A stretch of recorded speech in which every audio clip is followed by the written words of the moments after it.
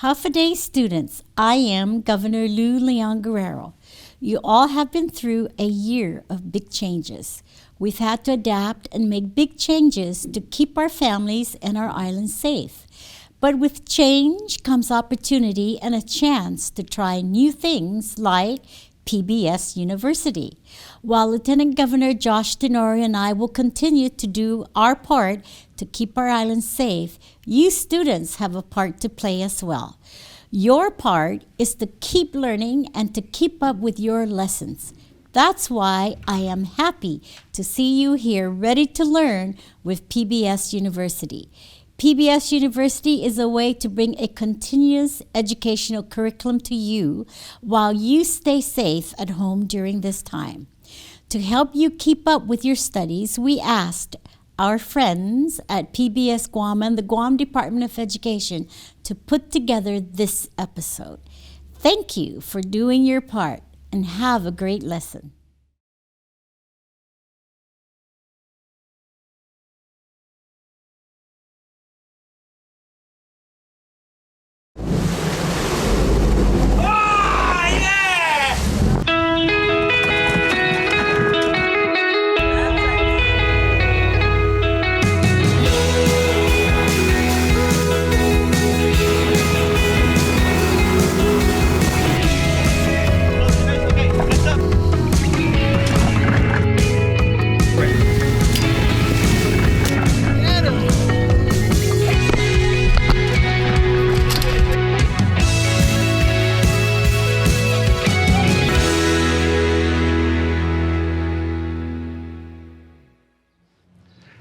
I've got a tale to tell.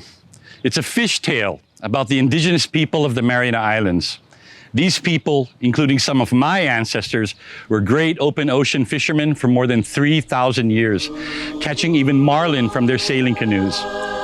After Spanish colonization in the 17th century, they were prevented from fishing offshore. They still fished within the reefs, but due to Spanish restrictions and later to the lack of vessels, they did not fish offshore for 200 years, about 1750 to 1950. In the 20th century, these people began to buy boats and develop their exceptional fishing skills again. In fact, a Guam fisherman caught a world record marlin, a monster of more than 1,100 pounds, in 1969. This is a remarkable comeback story. The Mariana Islands are 6,000 miles west of the coast of California. The southernmost island, Guam, is a United States territory. The northern Mariana Islands are a commonwealth of the United States. The people of the Marianas became U.S. citizens in the 20th century.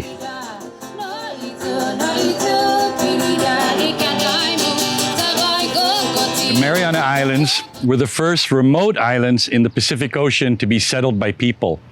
The indigenous people, now known as the Chamorro, arrived about 3,500 years ago. They came in their sailing canoes from islands in Southeast Asia, from the vicinity of the Philippines or Indonesia. They had sailed 1,500 or 2,000 miles to reach the Marianas. They were already excellent fishermen, catching those big open ocean fishes like mahi-mahi, marlin, and tuna. Wait a minute, how do we know what kind of fish people caught thousands of years ago? Let's ask Judy. Archaeologists find all kinds of things in the ground, especially on tropical Pacific islands. We find fish bones. Some of those fish bones, mainly the mouth parts, can be identified. Fishbone analysis from archaeological sites on Guam and the Northern Marianas show that people were catching the large pelagic fishes, in addition to all the reef fishes and shallow water bottom fishes. This map shows archaeological sites on Guam that have remains of pelagic fishes. Pelagic fish are the open ocean fish, not reef fish or bottom fish. These fish symbols represent mahi-mahi, marlin, and tuna. You'll notice that most of these sites also have sea turtle remains. For thousands of years, sea turtles were food for people in the Mariana Islands until sea turtles were protected by the Endangered Species Act. Here are archaeological sites on Rota with pelagic fish and turtle remains. In addition to the fish and turtle remains, what other evidence of fishing do archaeologists find in the ground? We find fishing gear. if it was made of a durable material like shell or bone. Let me show you some. These two pearl shell fishhooks from Guam are about 2,500 years old. This finely crafted fishing weight made from giant clamshell is the same age. It's about the size and shape of a golf ball, but it weighs twice as much as a golf ball. You can see that this beautiful pearl shell fishhook had been used long ago. The shank has notches where the line was attached. It's fun to imagine the fisherman who used this hook and the fish that he caught. These three items are gorges made from shell. What is a gorge? A gorge is sort of a two-pronged hook. A baited gorge can be swallowed by a fish. When the fisherman pulls on the line, it causes the gorge to wedge across the fish's gullet and the fish can be brought in. These are unusually large gorges. The largest one here is about 8 inches long. So that means they were designed for catching large fishes. This is a point for a two-piece fishhook. This point was made of human bone. The shank may have been made of something perishable like wood. In the Marianas, we find more points than shanks. Here are some more fishhook points. The first three are made of bone, and the last one is shell. The bone is probably human bone because there were no large land mammals in the Mariana Islands before European contact. I know the Mariana Islands were not only the first remote Pacific islands to be settled by people, they were also the first to be contacted by the Europeans. That's right. Magellan arrived in 1521. We just observed the 500th anniversary of his arrival on Guam. He was from Portugal, but he sailed for Spain, and not long after his arrival, the Mariana Islands were claimed by Spain. The early European explorers who came to the Marianas wrote about what great fishermen, sailors, and swimmers the indigenous people were. Can you tell us a good fish story from back in those days? Can I ever? This story was told in 1602 by a Spaniard named Sancho, who had been shipwrecked in the Marianas. He had become a servant to a Chamorro master. He said his master went fishing far out to sea. He caught a flying fish and ate the first one raw. Then he used a second flying fish as bait. He hooked a blue marlin, but as he was trying to land it, a shark attacked the marlin. When the fisherman did not let go of the line, his boat capsized. The fisherman tied the end of his line to the capsized canoe and followed the line down to the shark. He was able to fight off the shark, land the marlin, and right his canoe. Sancho said his master sailed home flying a woven mat as a banner. Once ashore, he told what he'd done and very proudly strutted pompously along the beach. I think I'd strut pompously along the beach too if I'd done all that. It wasn't until 1668 that the Spanish colonized the Mariana Islands. Hostilities soon broke out and the islanders rebelled against the Spanish for 25 years. The Spanish burned Chamorro villages and canoes. They pursued fleeing canoes and captured fugitives who had fled from Guam to Rota. The indigenous population was drastically impacted, not only by the Spanish Chamorro warfare, but also by the diseases introduced by the Europeans. All of the remaining people were required to settle on Guam in certain villages around the churches that the Spanish had established. The final battle occurred on the small island of Aguijan in 1695. Some people were allowed to remain on the island of Rota just north of Guam, but all of the islands north of Rota had been emptied out by about 1730 when the Spanish mission on Saipan was closed. After that, the Spanish did not allow the Chamorro to go out to sea, so the Chamorro no longer built their large sailing canoes. For inter-island travel, the Spanish used people from the Caroline Islands to the south of the Marianas. Carolinian people became a second indigenous group in the northern Mariana Islands. They're now known as Rafalawash.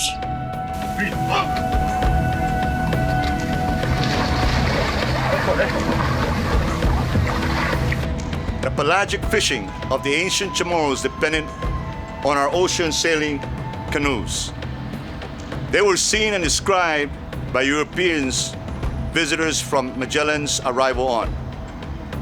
The last person to accurately describe them was Lord Anson, an Englishman who spent time in Tinian in 1742. Anson referred to this kind of vessel as the flying proas. But now we use the Chamorro word Sacman. Anson and his men captured a Sacman, dismantled it, and drew the plans for it. It's because we still have those plans that people in the Marianas Islands can build Sacmans in the 21st century. Lord Anson wrote, "Their flying proas, which have been for ages the only vessel used by them, are so singular and extraordinary an invention that would do honor to any nation." It does honor to the Chamorro people today that they can once again build the traditional sailing canoes in the 21st century.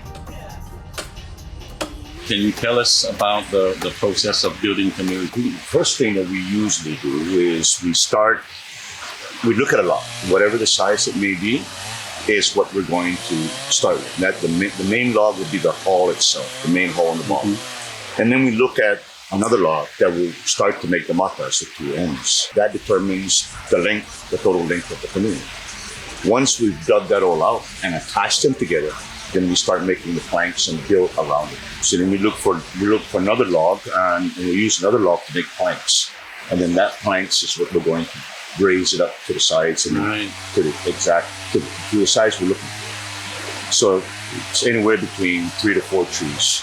And then the outrigger alone is one tree itself. So that again determines the size of the outrigger we have. So we try to find the medium and find lighter, but will stay on the surface and bounce, as we're saying. So we're looking for speed. So from the side, we'll look at the design of the hull, and then we'll find from the hull what angles we're going to need to make those curves, and what thickness of planks we need to cut to build the sides.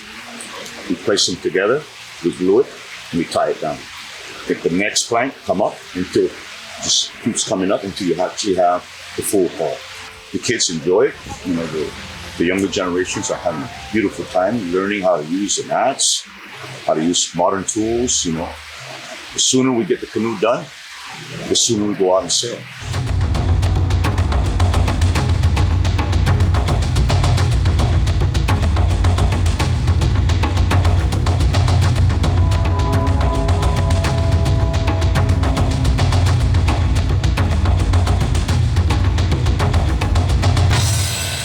So what kind of fishing were the Chamorro people doing after the Spanish conquest and the relocation to Guam when they did not have their ocean-going sailing canoes? Well, due to restrictions by the Spanish government and then the lack of seagoing vessels, the Chamorro people were not doing pelagic fishing for the next couple hundred years, from about 1750 until about 1950. They were not allowed to go beyond the reefs, but they did continue to use their smaller paddling canoes known as galaiti to fish within the reefs. They caught all kinds of reef fishes and shallow water bottom fishes, as well as the seasonal runs of juvenile fishes.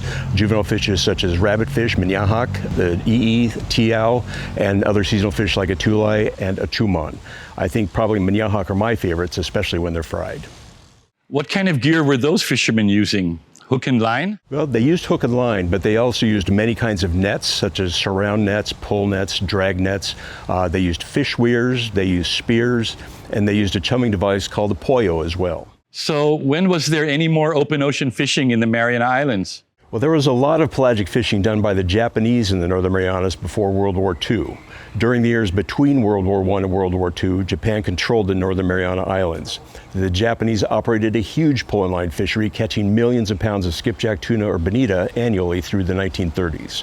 This was almost the only pelagic fishing done in the Marianas before the end of World War II. The reason I said almost is because the Americans on Guam decided to hold a fishing school to establish fishing beyond the reefs. For safety's sake, instructions were given within view of the west coast of Guam, and the boats carried homing pigeons to carry messages back to Guam if necessary. I guess the cell phone technology of the 1950s. Offshore fishing around Guam did not progress due to the lack of suitable boats, and no mention was made of the school in the Guam governor's reports after 1937. For the remaining few years before World War II, the only fishing reported in the governor's reports involved fish weirs. It was after the end of World War II, as the economy improved, that the people in the Mariana Islands began to buy boats and motors and fish in the open ocean again. The year 1956 was the first year that tuna and trolling catch were listed separately in the fishing statistics of the post-war governor's reports on Guam. The comeback of Chamorro fishermen was capped in 1969 when Gregorio de Perez caught a world record marlin off the northern Guam. It weighed 1,153 pounds. Another Chamorro fisherman from Guam, Mike James, caught the Northern Marianas record marlin in 2012. At 942 pounds, it was almost a grander. Would you like to meet some 21st century fishermen from the Mariana Archipelago?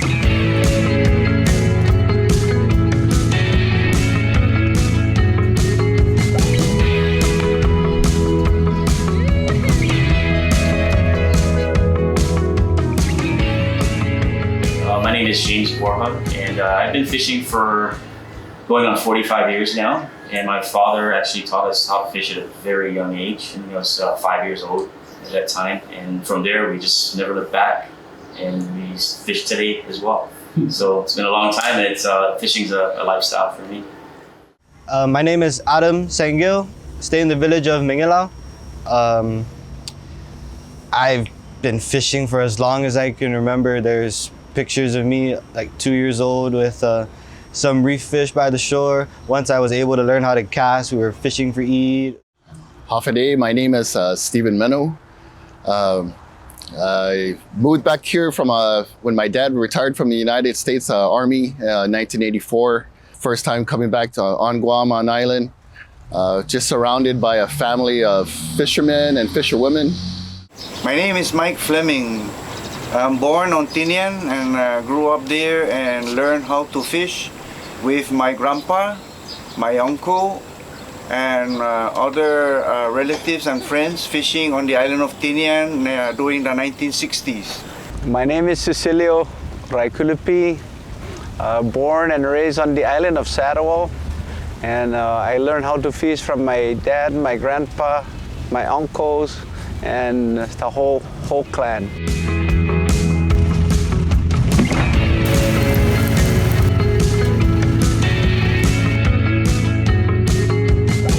I guess I could consider myself a part-time commercial fisherman. I do hold a full-time job, so on the weekends and on my days off or holidays, that's when I tend to go fish.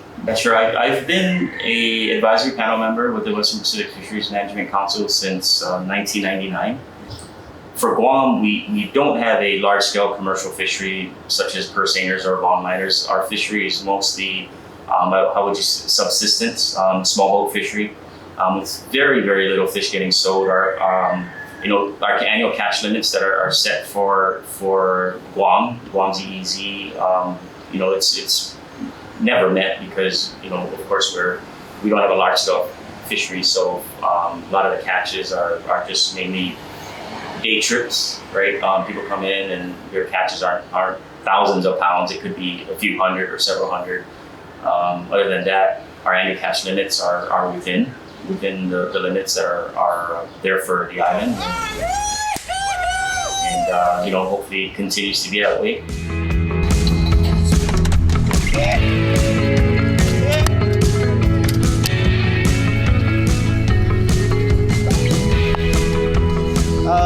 Fish a lot with my dad.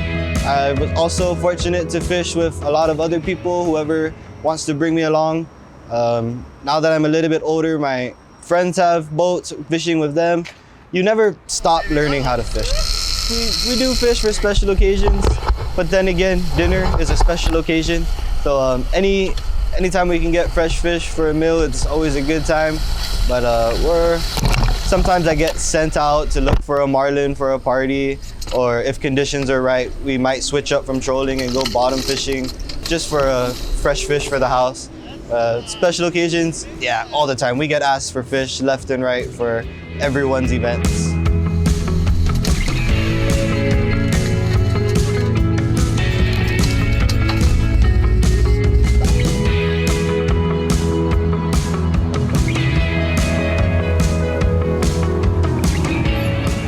I learned at a young age from the Castro family, the Castro brothers, the late Paul Castro and Patrick Castro. Learning how to cast, learning how to throw talada, learning how to set the tekken, just all kinds of fishing inside and outside the reef. So I do not fish for a living. I'm a teacher at Southern High School. I teach math, and I coach soccer, youth soccer for the community. When we do catch fish, what we try to do is share with the family. Whatever's left over from that, we try to sell to local restaurants or the fishermen's co-op just to replace or replenish, the money that we spent for gas, ice, and, any gear that we lost, and for maintenance of the boat. I consider fishing a very important part of our culture, just like our language. If it's not practiced and carried through, it's basically, going to be gone. For me, I try very hard to include my kids in everything I do, from loading the boat with all the gear, getting ice, to even doing maintenance on the boat, taking them fishing, waking up them in the wee morning hours and making them come home after the sun has set. They understand that fishing is not easy. They understand that our ancestors even had it at a harder time, more difficult back then. But it's just like anything with any culture. If it's not practiced, if it's not passed on through generations to generations, it's lost. I feel it's a very important part for all of us to share it.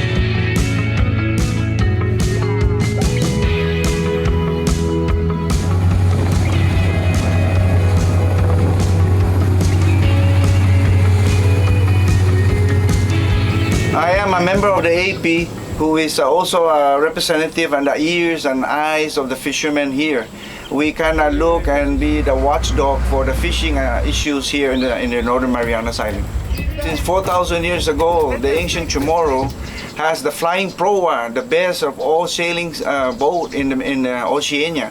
And we carry that tradition because our ancestors are fishermen and we are still carrying that tradition. I teach my kids how to fish just like my grandpa did to me.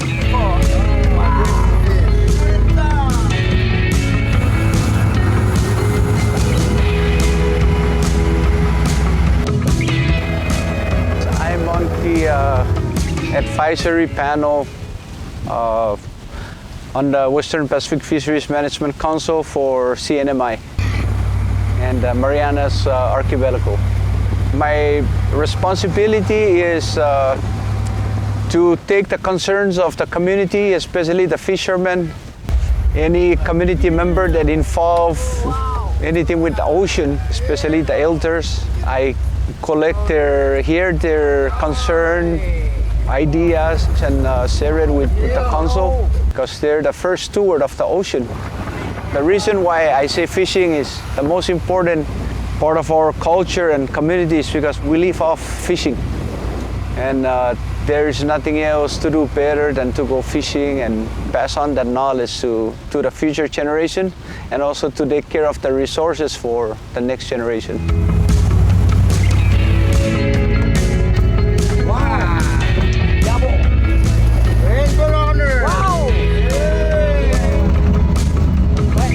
It isn't really surprising that the original inhabitants of the Mariana Islands were great pelagic fishermen.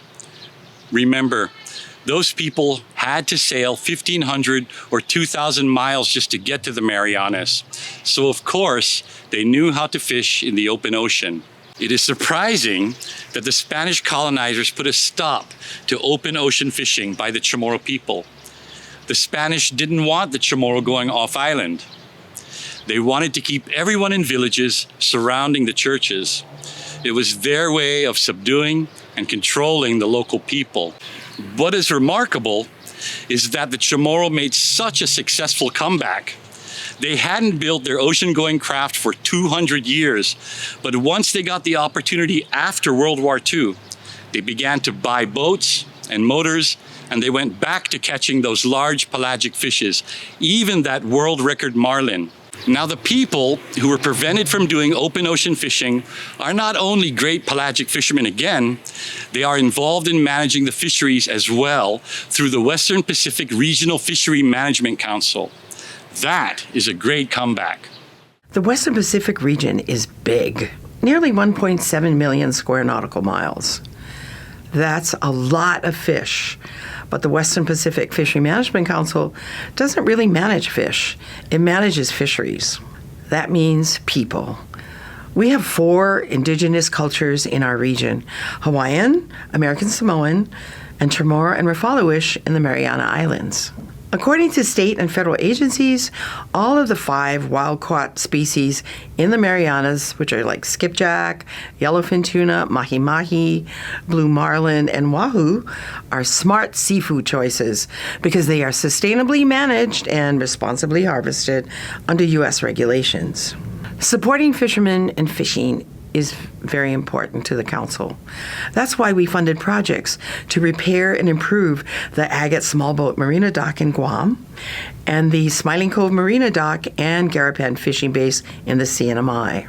The Council has held community workshops and training on national efforts like coastal and marine spatial planning. These led to communities in Mauricio and Jigo in Guam and the Northern Islands in the CNMI to develop plans focusing on spatial management goals. The Council produces lunar calendars annually to encourage people to use traditional practices and knowledge to guide their activities, such as fishing at certain times of the year.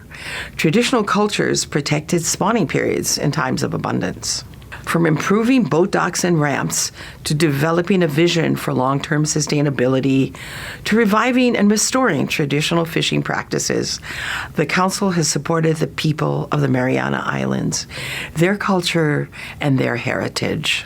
We are proud of the fishermen of the Marianas, and we're glad to have them advising our Fishery Management Council, contributing to the management of the fisheries they love.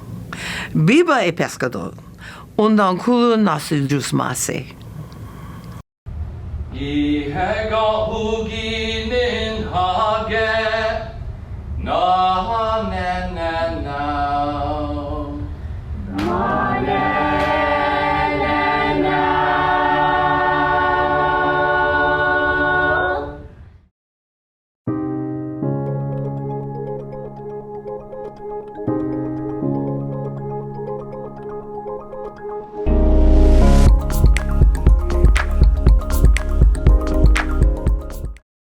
Hafa students, I'm Lieutenant Governor Josh Tenorio. For more than a year now, you all have continued to wash your hands and watch your distance from others, and you've done a really great job wearing your masks. We know your parents and guardians have helped you to make these changes to keep yourself and your community safe. As Governor Leon Guerrero said, we are happy you are here. We want you to continue to learn and sharpen your skills with the help of PBS University. This program is the result of a collaborative effort. We couldn't do it alone. I'd like to thank the teachers and support staff of the Guam Department of Education and PBS Guam for their work and their commitment to our students. I'd also like to thank you students for participating at home. To your parents, I'd like to thank you for taking an active role in your child's education. We are all eager to return to a time when all of us can share and study together in person. Until then, we hope you learned something new from this PBS University instruction.